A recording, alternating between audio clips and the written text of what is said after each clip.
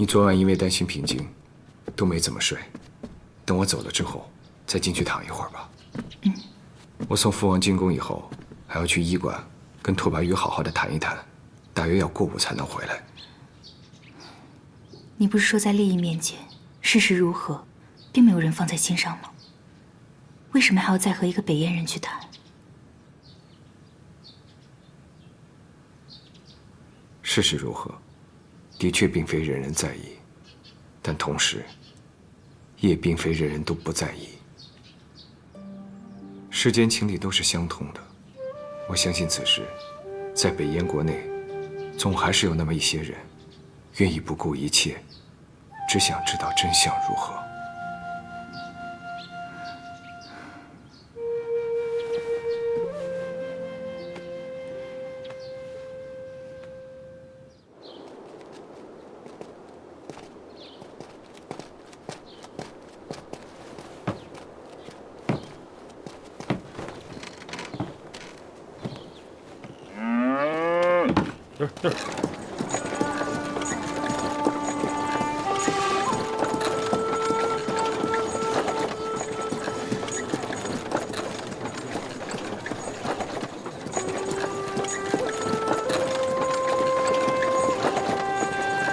季风堂，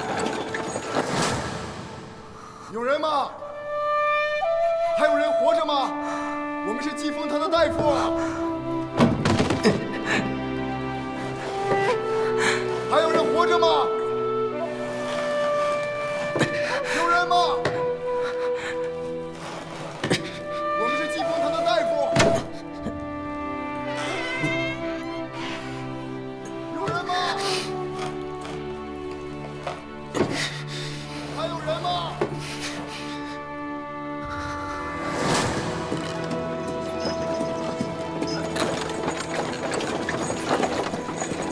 首辅大人，此事下官实在是不知如何是好啊。只能等陛下圣裁了。老王爷，老王爷，诸位大人，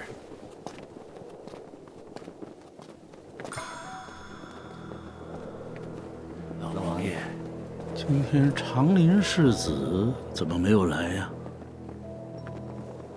世子爷，下官觉得这样还是不太好吧。最多2个时辰，我自会把他带回来还你。可是先放一个长林府在京城，你还怕我们兄弟2个潜逃了不成？乔世子爷您说的。大哥，你跟我出去走一趟。去哪儿啊？哦，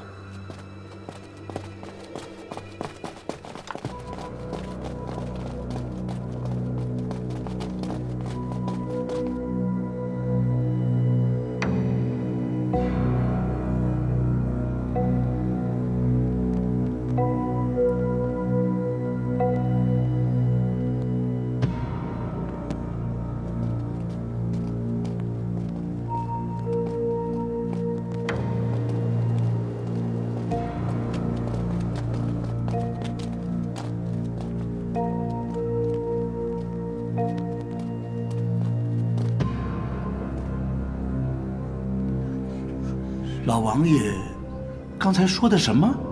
臣方才说，惠王之死并非意外，乃崇华郡主借比武，蓄意刺杀。此言何以为凭呢？犬子是当事人，我相信他的眼光和判断。陛下，微臣不是诚心跟王爷辩驳，微臣以为，正是因为长林二公子是交手对战之人，所以他的话不足以为凭啊。北燕前来和谈的皇子死在大殿之上，放在往时，那是一件极难收场的祸事。幸好对方国中纷乱，陛下又有意维护，朝廷也为二公子做了很多的赔偿，局面才得以平息。既然我们已经有了解决的办法，那为何老王爷不就此打住，而要将事情闹得不可收拾呢？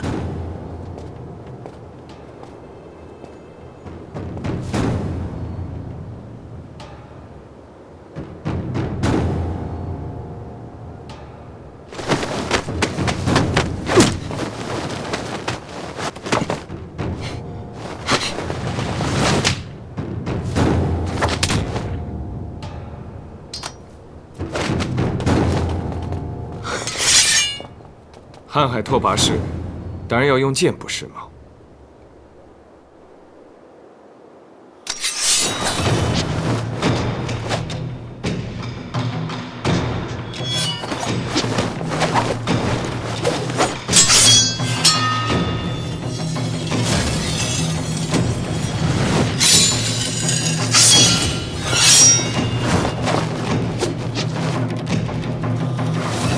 拓跋公子，看清楚了。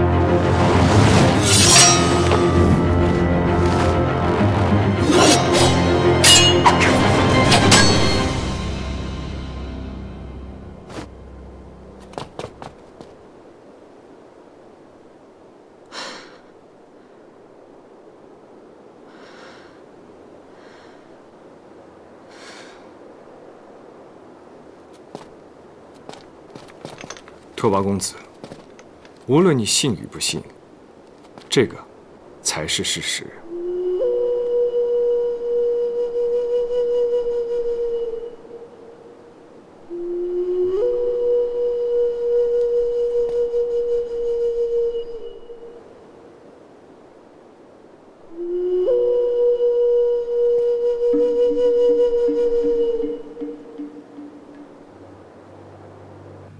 陛下，臣昨日与平章细细商讨过此事。如今的北燕国不仅叛军势大，朝堂上也是两派分立。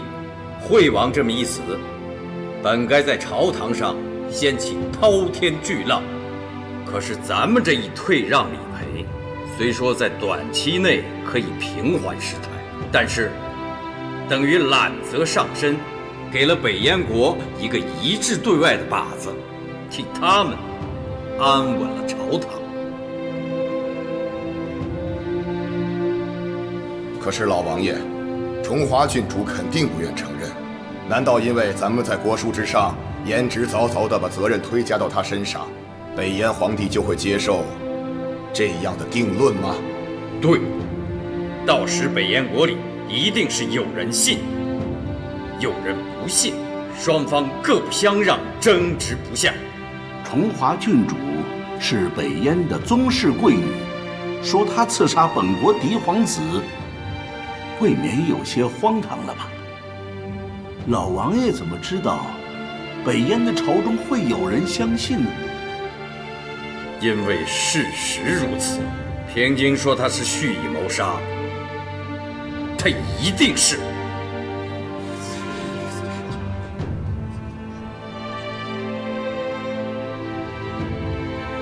陛下，都不要说了，此事朕已经心里有数了，请王兄暂留，其余诸卿先退下吧。臣等告退。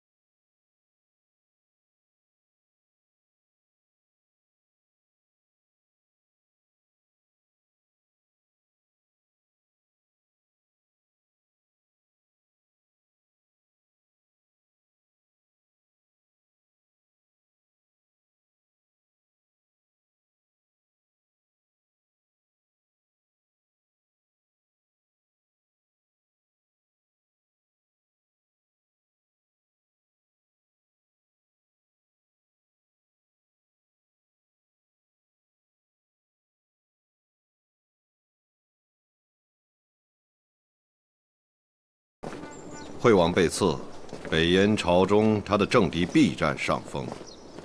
无论咱们的应对是硬还是软，这些人显然都没有打算要继续梁燕修好。既然如此变局，又何必先行让利呢？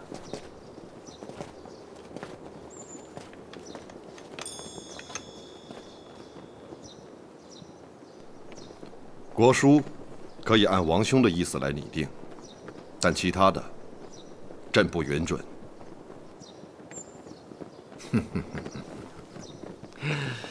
陛下，老臣还没开口呢。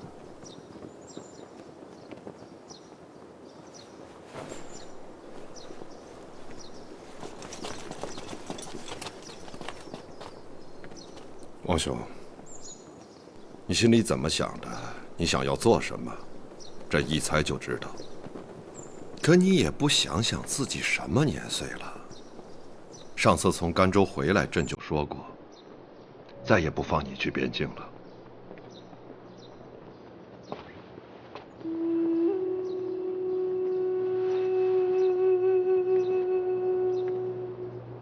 北境的情势已变，臣此行赶去，只是调整一下兵力的部署而已，并无风险。陛下放心，只是防备而已。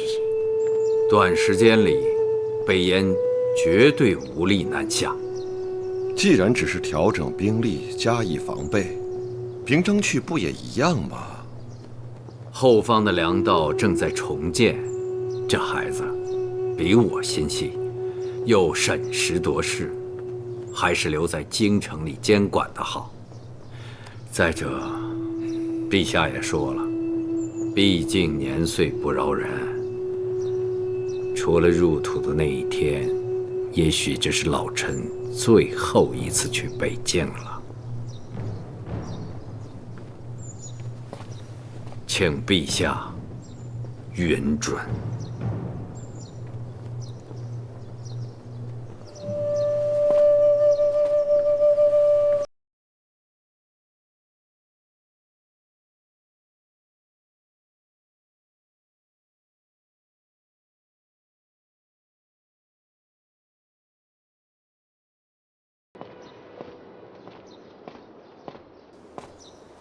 宣大人，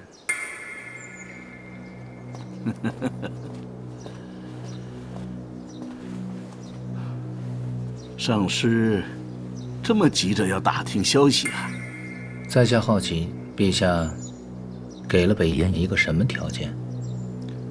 老王爷反对退让，他指控北燕郡主借机刺杀本国皇子，他力劝陛下强硬对待。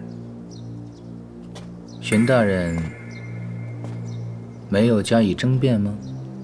争自然是争了几句，不过老夫的心里明白，长林王爷是对的。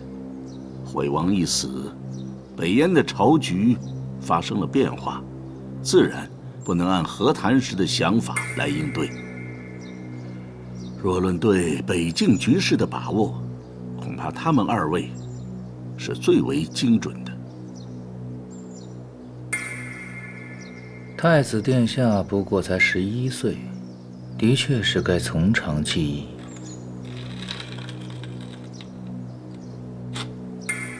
自古要想以雷霆之势扳倒一座将门帅府，没有至高皇权的支持是很难做到的。可现在，陛下对长林王府恩信深重，看来你我还需有滴水穿石的耐心才可以。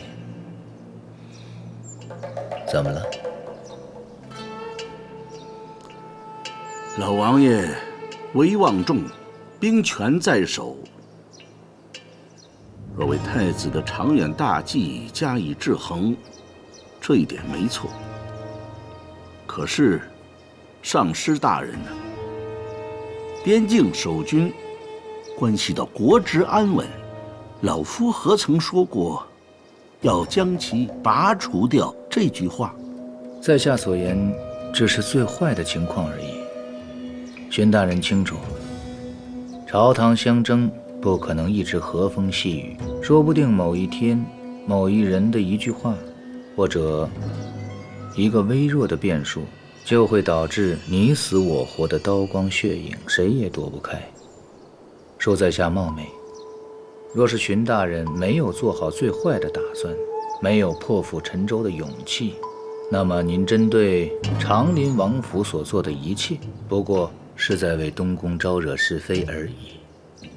不如早日停手。告辞。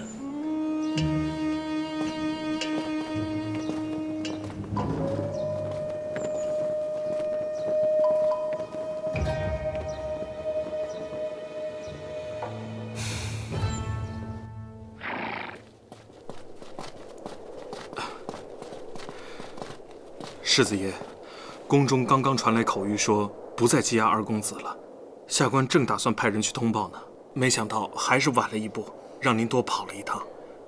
大人客气了，多谢。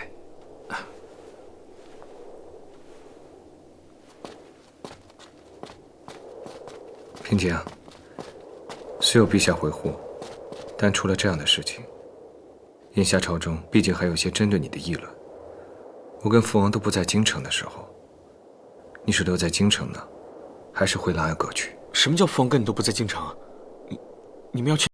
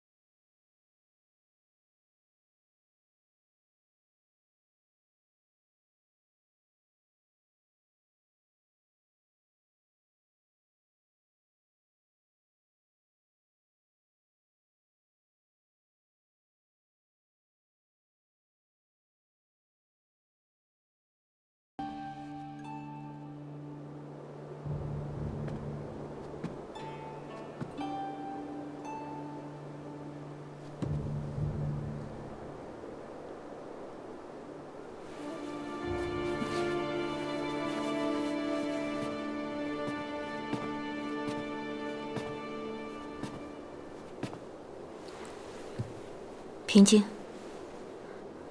你能安然脱身，可见惠王的事情已经尘埃初定了。为何还如此沮丧？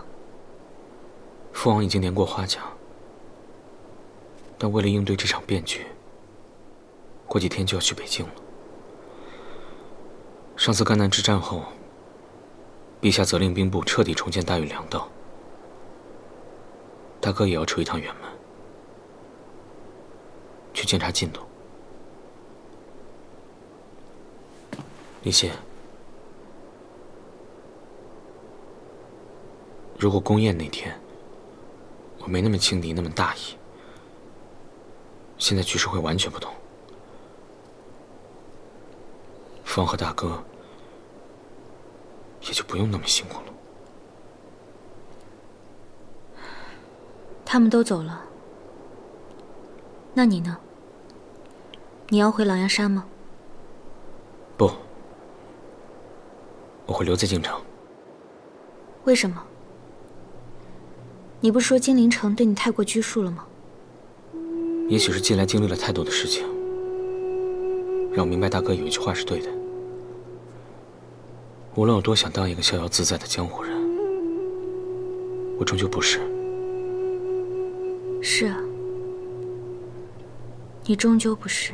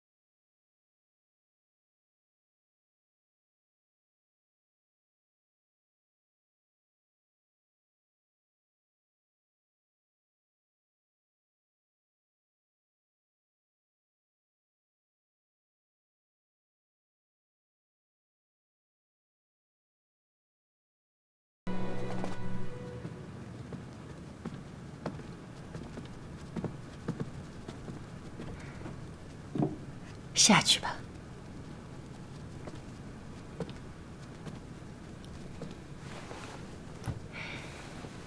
老爷今日的晚膳几乎没吃什么，可是身体不舒服吗？我有些后悔了。后悔什么？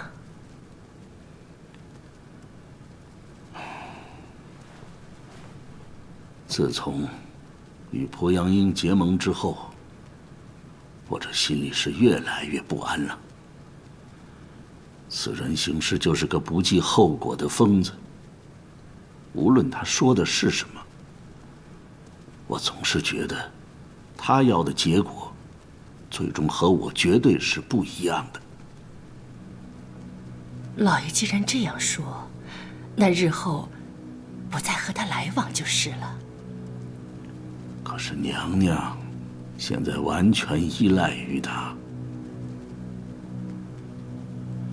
恐怕是劝也劝不回来了。师父，据兵部消息核实，长陵王与世子已由陛下允准，确定3日后一同离京。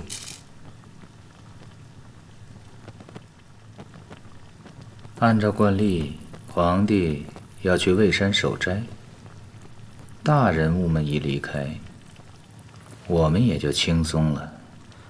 可是长陵世子只是去巡查粮道而已，圣驾离开不久，他就会回来了呀。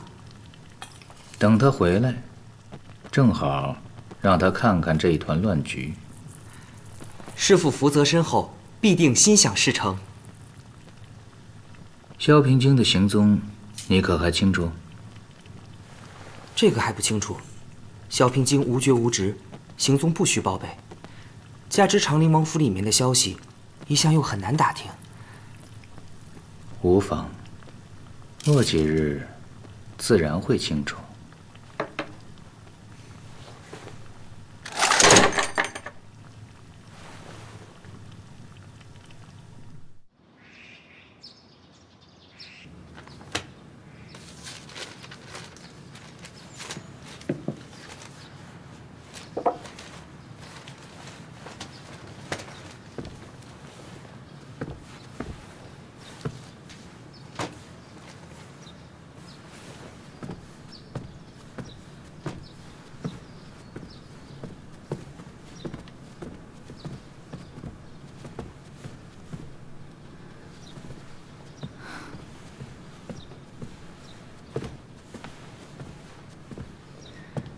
在担心父王，不希望他去北境，对吗？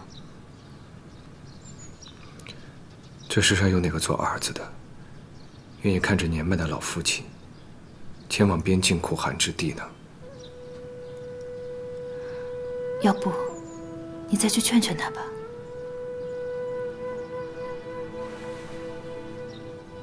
父王说他这是最后一次了，等他再回来，就会安心在京城颐养天年。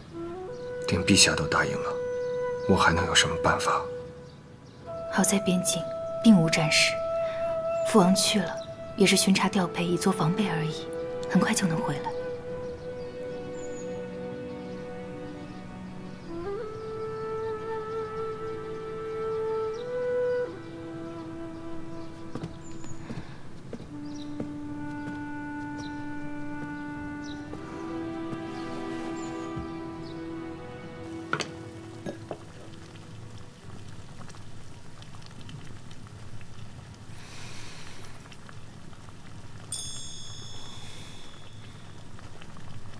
徒儿，师父，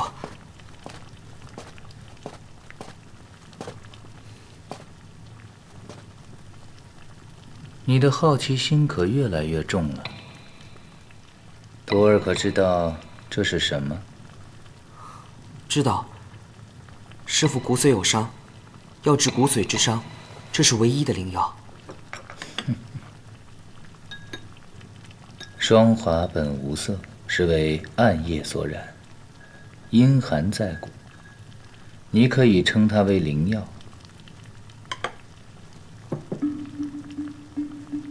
亦可称为剧毒。剧毒？此毒名为霜蛊，乃我叶秦先贤所制，可惜未得传世，只有公学藏书里才有所记载。为师虽不通医道，但恰好得了此书，实为万幸。既然是剧毒，又怎么能疗伤呢？以后我再慢慢告诉你。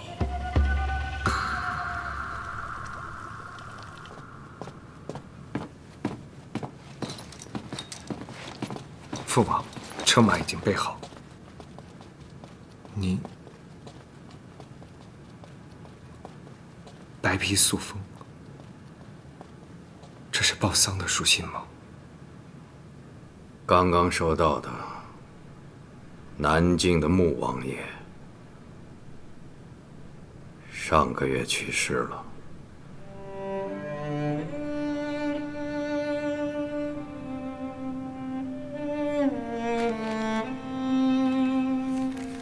除了这狼牙山之外，在这个世上曾见过他，还记得他的，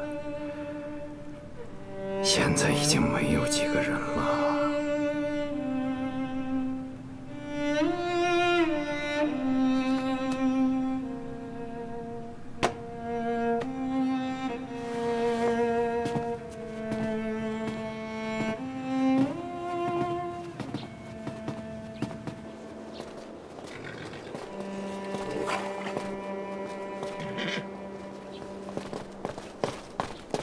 父王，父王，大哥，为父我已经跟陛下说过，这次去北境并非出征，不必大张旗鼓朝臣相送，所以你和雪儿不必城门相送，就此道别吧。是。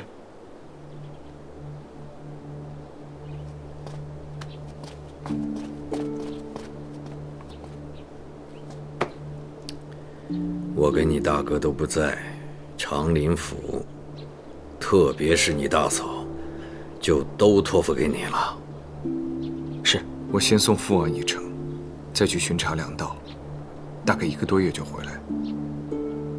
这段时日，府中里里外外，再加上平津，都靠你辛苦照应了。放心吧，有我看着他，不会让他出乱子的。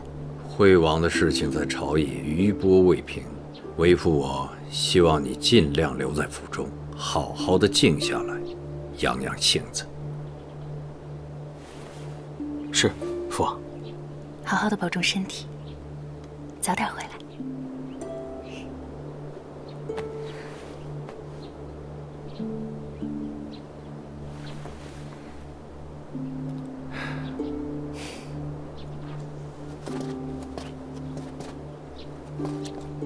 走吧。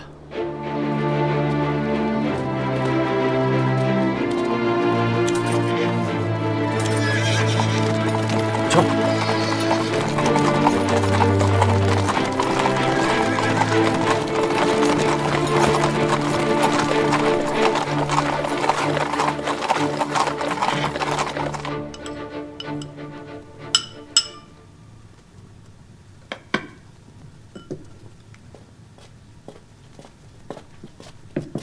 师傅，萧平京没有走，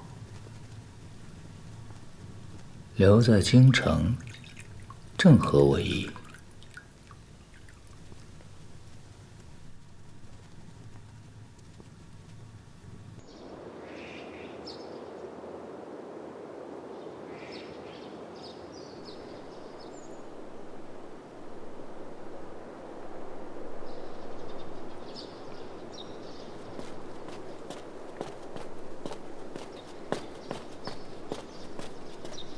小侯爷，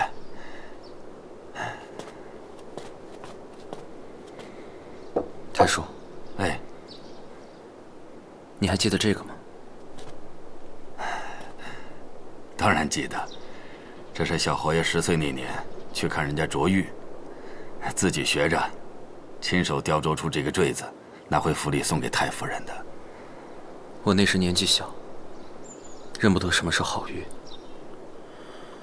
这雕工更是粗糙，但母亲这么多年都一直贴身带着它。府中不能有太夫人的牌位，真是难为小侯爷您了。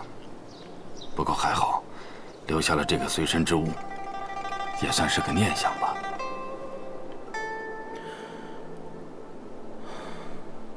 莱阳府被禁军彻底查抄，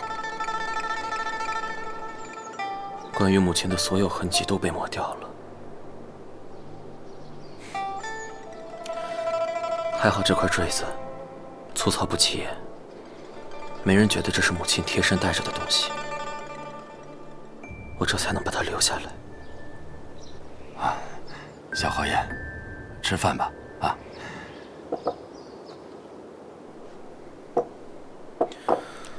我出去一趟，你不用跟着。把这个收好吧。您又要出去啊？哎，小侯爷，这金陵城里啊，太多捧高踩低的势利眼，一不小心就要受气的。您就待在府里不好吗？京城的暗流都快要翻到明面上了，时机正好。受点嫌弃这种小事，不必放在心上。小侯爷。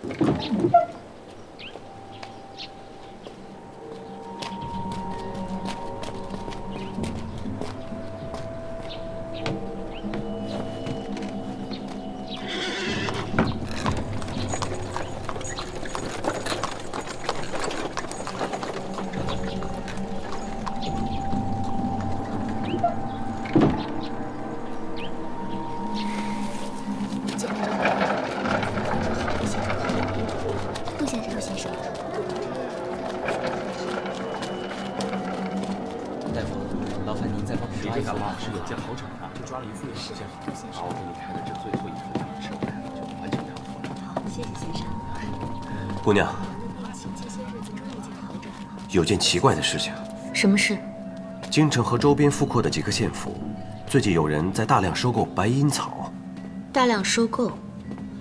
白银草又不是常用药，为什么？这不合常理啊，所以我才觉得奇怪。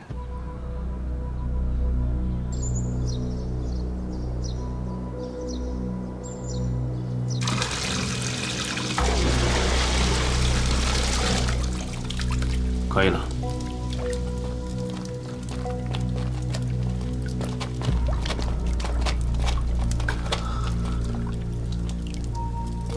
时间差不多了，尹书记接任吧。好。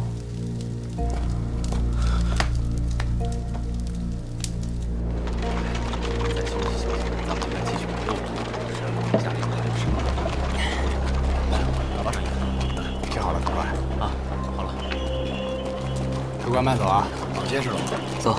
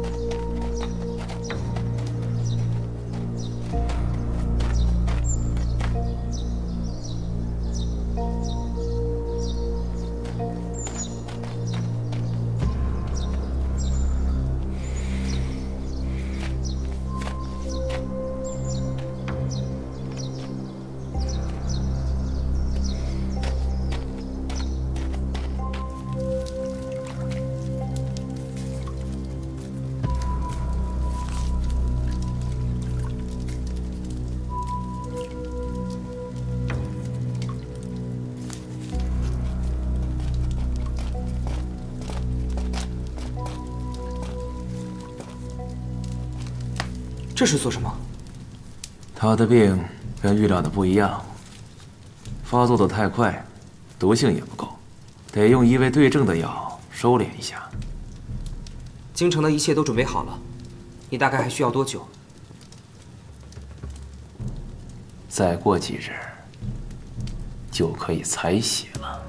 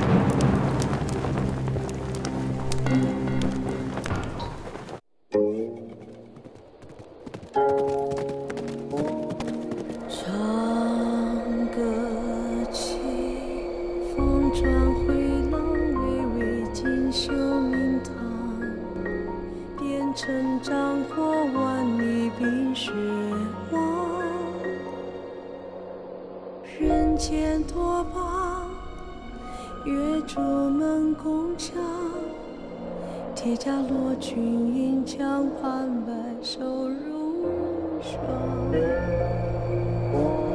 愿许天涯，携手再无思量，烈酒当饮今生。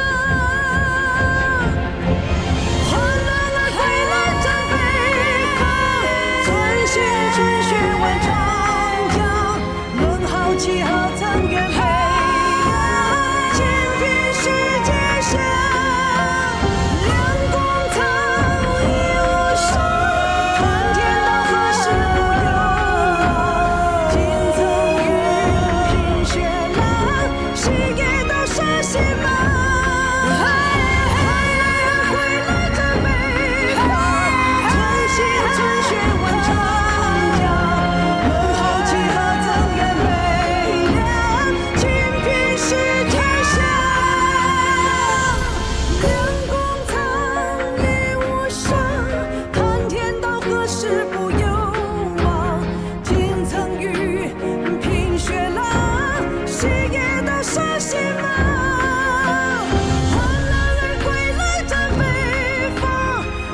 心，春雪万丈。